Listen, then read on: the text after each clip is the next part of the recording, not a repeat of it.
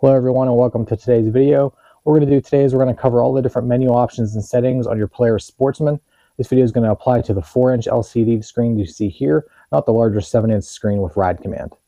Alright, so to get started we want to go ahead and turn on our ignition. We don't need to start it, just turn it to the on position and wait for it to boot up. I want to talk about a couple things on this screen before we get into the detailed menu settings.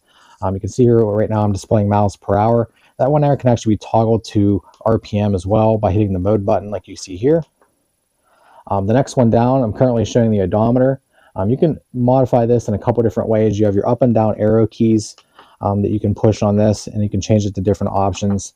You got different trip odometers here. You can monitor your voltage, engine hours, service hours, time, things like that, the engine temperature, and so on.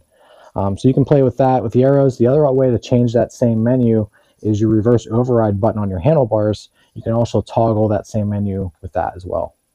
All right, so moving on to get to the more detailed settings, what you want to do is hold in your mode button, and you'll see options pop up like that.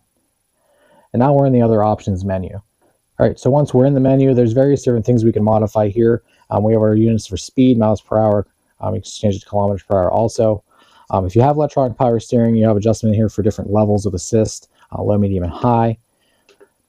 Service hours, if you want to change your interval, backlight level, backlight color, you set your clock, temperature units, and then we're back to speed again. To change any of these, say we want to change our backlight color, for example, you'll hit the mode button again, and then it's going to get you into that particular menu, and then you use the up and down arrows to change that. So we can go from red to blue, as you can see there. And I like the red myself, so that's why I had it set that way, so I'll change that back. And then once you're done, you hit the mode again, and then it backs you out of that particular item. Same, like I said, with the backlight level, you can do the same thing. You can see that get a little dimmer there. But that's pretty much it. It's pretty easy to use once you figure it out. To get out of that menu, you can either just wait and it'll eventually time out, or you can try to toggle yourself back to the exit and then to sit mode again, and it'll take you out. Like I mentioned earlier with electronic power steering, if you don't have that, obviously you're not going to have that option in the menu, and that might be the case for different options as well, depending on your model. But overall, this should be pretty much the same procedure for pretty much every Sportsman from about 2020 onward.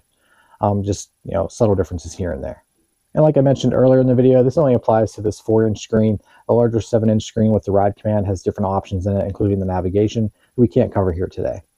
All right, everybody, that's all for today's video. I hope it was helpful. If you'd like to give me a thumbs up on the video, and if you want to see more videos, go ahead and hit that subscribe button, and I'll see you next time. Thanks for watching.